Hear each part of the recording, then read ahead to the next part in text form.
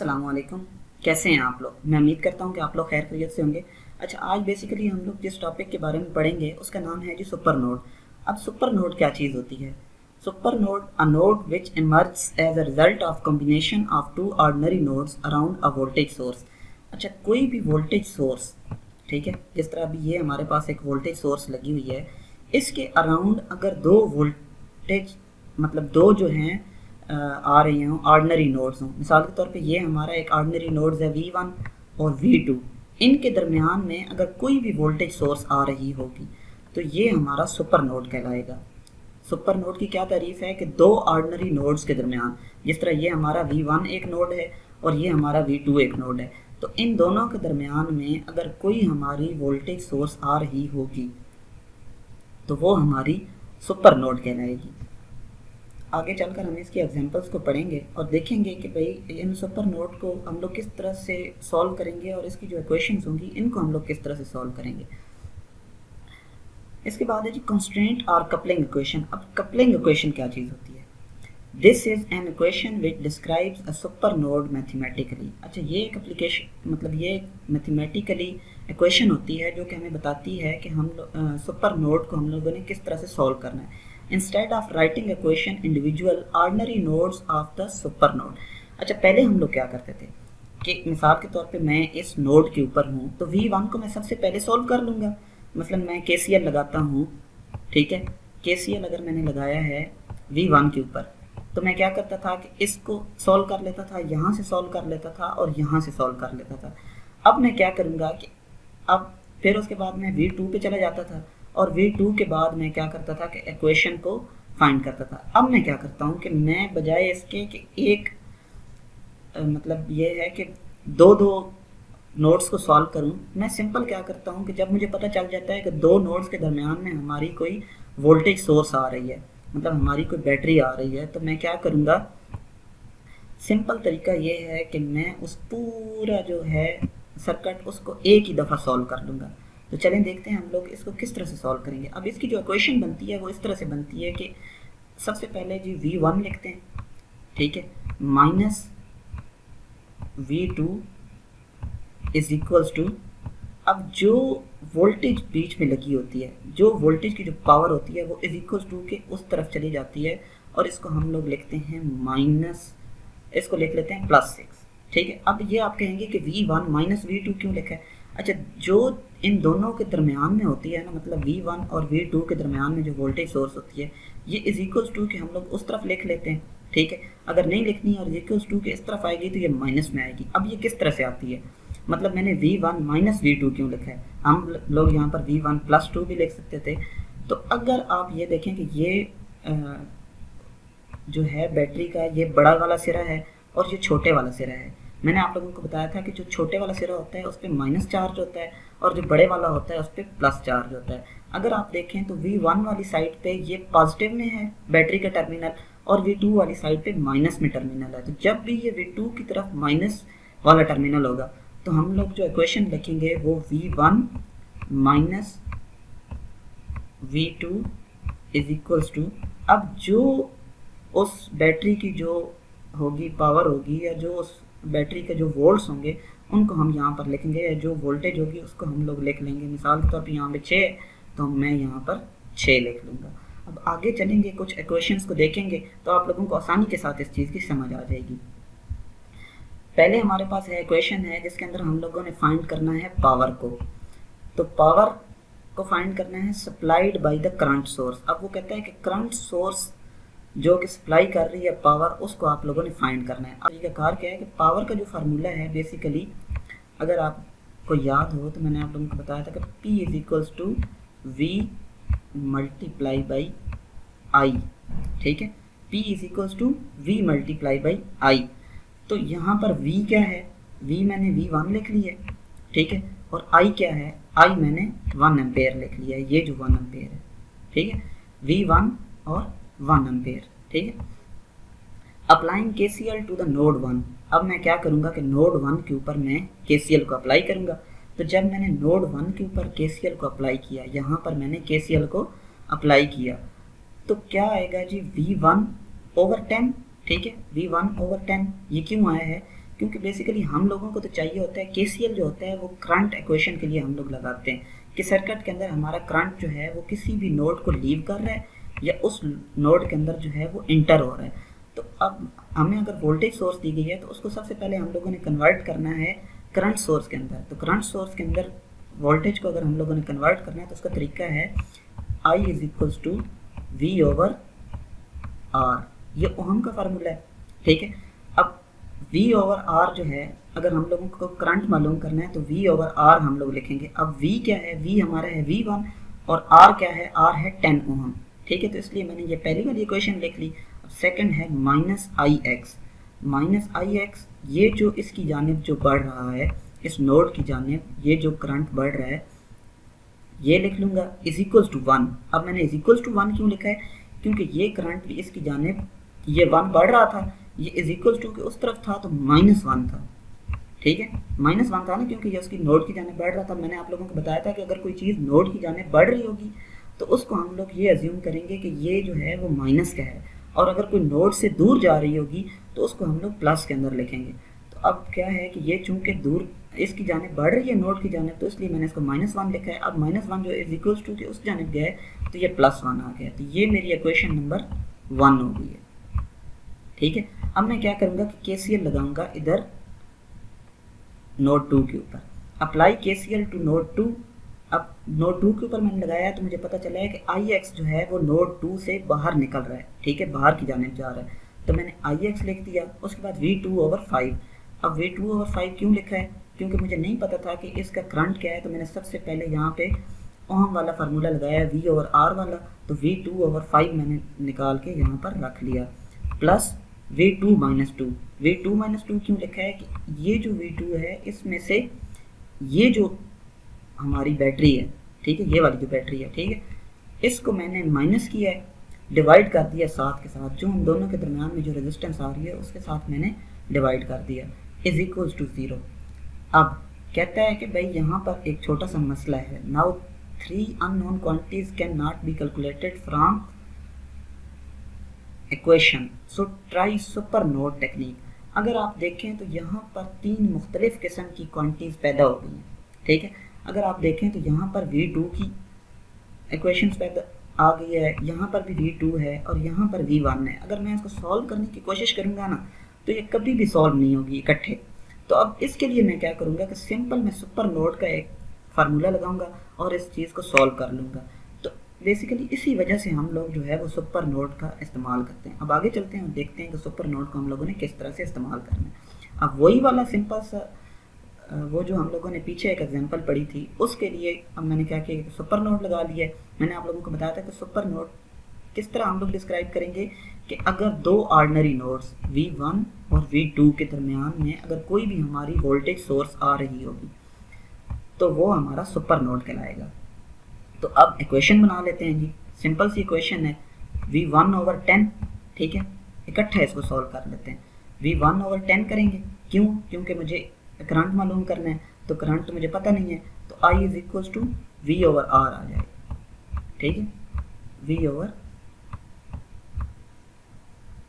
R। अब उसके बाद प्लस का साइन लगाया, V2 ओवर 5। अब V2 को भी उसी इक्वेशन के अंदर, पहले मैं इसको अलग-अलग KCL लगा रहा था, अब पूरी इक्वेशन के अंदर एक ही बार में KCL लगाऊंगा और इक्वेशन को सॉल्व कर लूँगा। तो V2 ओवर 5, ये देखिए V2 ओवर 5 क्यों लिखा है, क्योंकि करंट मालूम नहीं था, तो V ओवर R के फार्मूले से मैंने V2 ओवर 5 लिखा है, plus V2 minus 2 divided by 7। अब ये जो इज इक्वल्स टू 1 है, ये क्यों आया है, क्योंकि ये देखें ये नोड की जानिब बढ़ रहा था V1 की जानिब, तो V1 की जानिब बढ़ रहा था, इसलिए मैंने क्या किया है कि सिंपल इस चीज़ को मैंने, ये माइनस के अंदर था और इसको मैंने उठा के दूसरी साइड पे लिख दिया, तो इसलिए ये 1 आ गया। अब मैं सिंपल क्या करूँगा कि इसको सॉल्व करूँगा, जब इसको सॉल्व करूँगा तो मेरे पास आ जाएगा 35V1 120V2 is equals to 450। अब अगर आप देखें तो बिल्कुल आसान सा तरीका है, बजाय इसके कि मैं हर नोड के ऊपर KCL लगाऊं, मैंने क्या किया है कि इन दोनों के ऊपर इकट्ठा KCL लगाया और इस दरमियान वाली वोल्टेज को मैंने फ़िलहाल के लिए इग्नोर कर दिया है। क्यों, क्योंकि इसके ऊपर मैं अभी एक और इक्वेशन लगाऊंगा। उसके बाद ये है कि मुझे इक्वेशन मिल गई है, ठीक है। इक्वेशन नंबर ए है जी 35v1 plus 120v2 is equal to 450। अब दूसरी जो है वो कॉन्स्टेंट और कपलिंग इक्वेशन है, ठीक है। कॉन्स्टेंट और कपलिंग इक्वेशन के बारे में मैंने आपको क्या बताया था कि सिंपल लिखना है जी v1 माइनस v2, ठीक है। और ये जो है अगर ये वाली साइड v2 वाली साइड पे आ गया छोटे वाली, तो इज इक्वल टू की दूसरी साइड पे हम लोग क्या करेंगे जी 6 लिख देंगे, ठीक है। और यहाँ पे दरम्यान में माइनस आ जाएगा। अब ये इक्वेशन मैंने लिख ली v1 minus v2 is equal to 6, ये कॉन्स्टेंट और कपलिंग इक्वेशन है। पहले जो मैंने केसीएल लगाया था उसके अंदर मैंने दरमियान वाली वोल्टेज सोर्स को इग्नोर कर दिया था। अभी जब मैंने कॉन्स्टेंट या कपलिंग इक्वेशन लगाई है तो वो सिर्फ इन्हीं नोड्स के ऊपर लगाई है, बाकी मैंने सर्किट को छेड़ा भी नहीं है।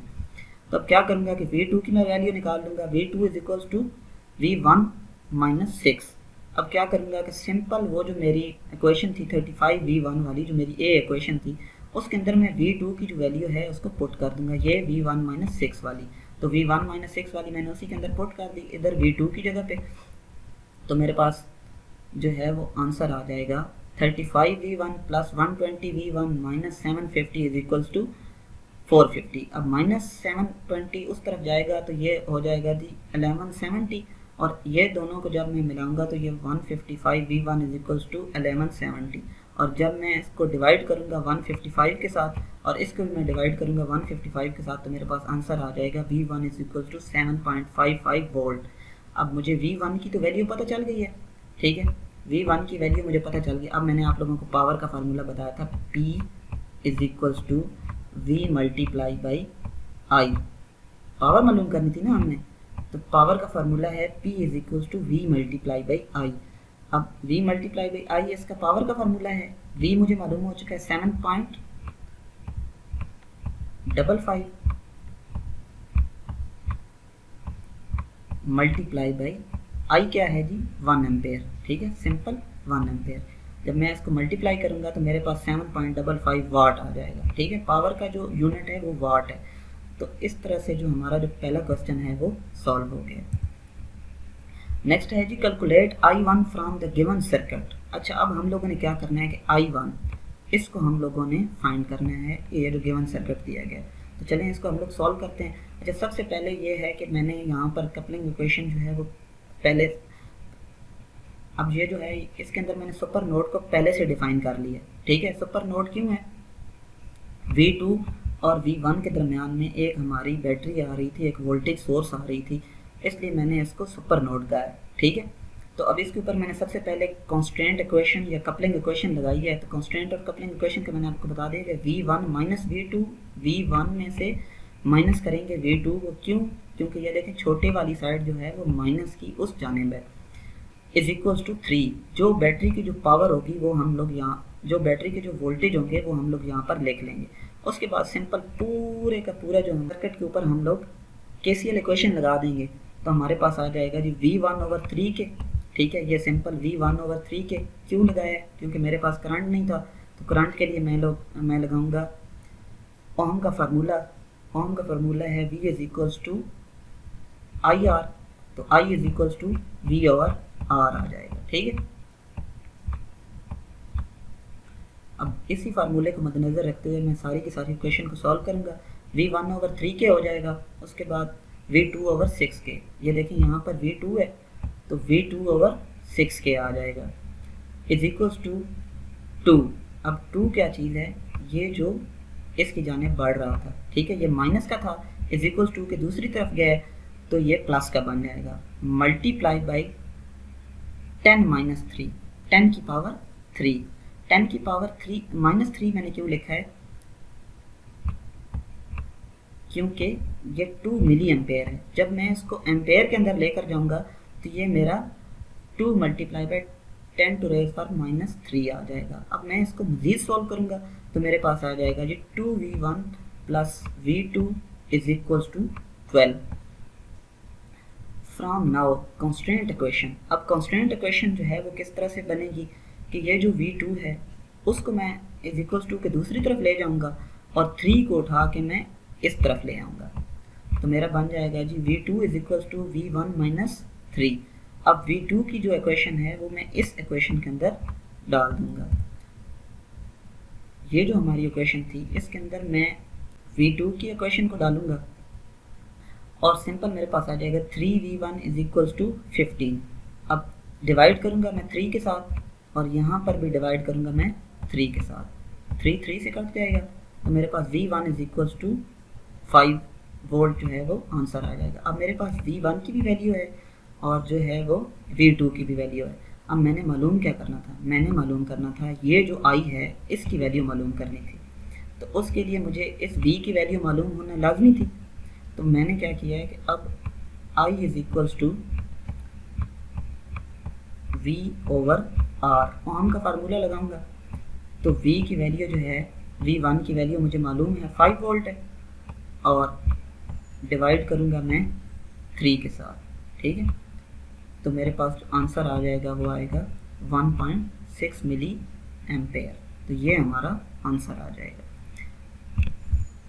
नेक्स्ट है जी फाइंड I फ्रॉम सर्किट। अब ये जो I है इसको हम लोगों ने सर्किट के अंदर से निकालना है।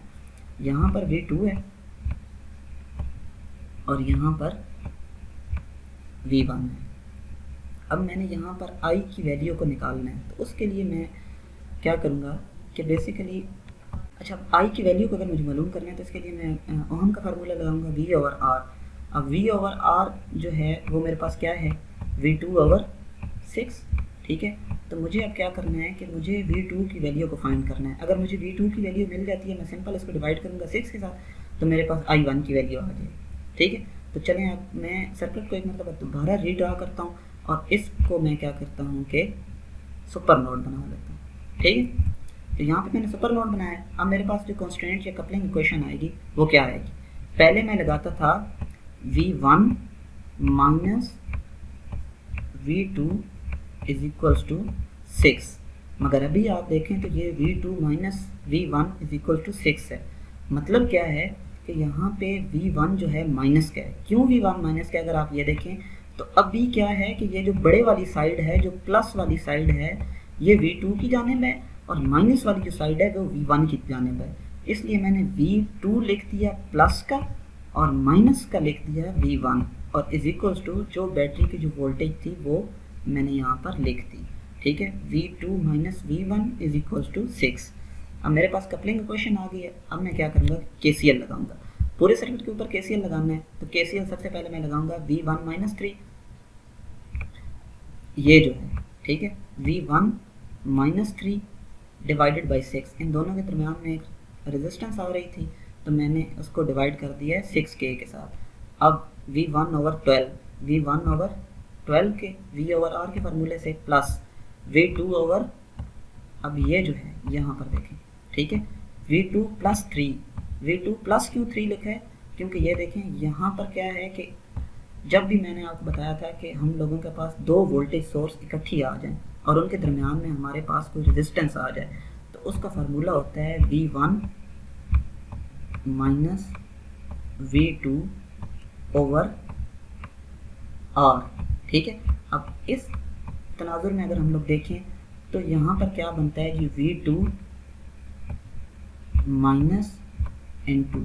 अब ये चूंकि ऊपर की जानिब हमारे छोटी वाली साइड है तो ये माइनस का होगा, तो यहाँ पर हम लोग लिखेंगे माइनस 3 ओवर R क्या है इनके दरमियान में 12 है तो यहाँ पर मैं 12 लिख दूंगा। अब अगर आप देखें तो ये माइनस माइनस प्लस हो जाएंगे तो V2 प्लस 3 डिवाइडेड बाई 12, ये यहाँ पर मैंने इसी तरह से लिख दिया। अब यहाँ पर जो है वो मैंने V2 ओवर 6 लिख दिया तो ये मेरी पूरी की पूरी इक्वेशन जो है वो सॉल्व हो जाएगी। इसको मैंने मज़ीद सॉल्व किया तो मेरे पास आ जाएगा 2V1 minus 6 plus V1 plus V2 minus plus 3 plus 2V2 is equal to 0। Again इसको सॉल्व किया तो 3V1 प्लस 3V2 प्लस 3, तो ये मेरे पास आंसर आ जाएगा। अब मैं क्या करूँगा कि सिंपल इसको 3 जो है वो मैं कॉमन ले लूँगा तो मेरे पास आ जाएगा जी V2 plus V1 is equals to 1, ठीक है। ये मेरे पास एक इक्वेशन आ जाएगी। अब नेक्स्ट है जी मैंने एक कॉन्स्टेंट या कपलिंग इक्वेशन निकालनी थी।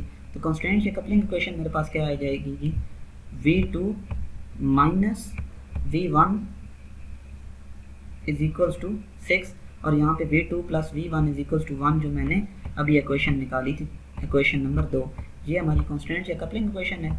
सिंपल इसको डिवाइड करेंगे तो ये दोनों आपस के अंदर कट जाएंगे। 2V2 इज इक्वल टू 7, इसको डिवाइड करेंगे 2 के साथ और इसको भी डिवाइड करेंगे 2 के साथ, तो V2 is equal to 3 volt जो है वो आंसर आ जाएगा। अब मुझे पता चल गया है कि V2 की वैल्यू क्या है और R की वैल्यू भी मुझे पता चल गई है, तो I निकालना मेरे लिए आसान है। तो I का फार्मूला क्या था, I is equal to V over R। अब यहाँ पर V क्या है, V है 3.6 ओवर 6 के। अब जब मैं इसको मज़ीद सॉल्व करूँगा 35 ओवर 6 के आ जाएगा।